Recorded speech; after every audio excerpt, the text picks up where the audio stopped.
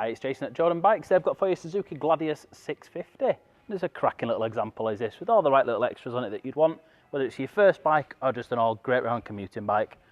Really, I love it to ride of these. Really well fueled, light, agile, brilliant little bike and cracking on fuel. See, it really is super clean.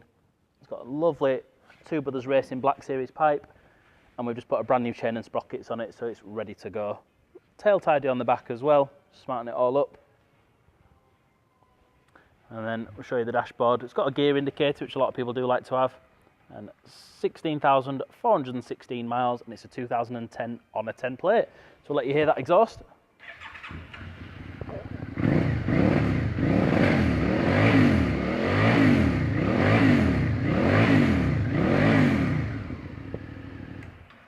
It sounds cracking, and it is a cracking little bike, is this? So come on down to Jordanbikes and take a look for yourself, or give us a call. Hi, I'm Nick and thank you for watching the video. Just to let you know, the bike you've just seen will go through our workshop with a fine-tooth comb, and we will put a 3-month parts and labour warranty on it.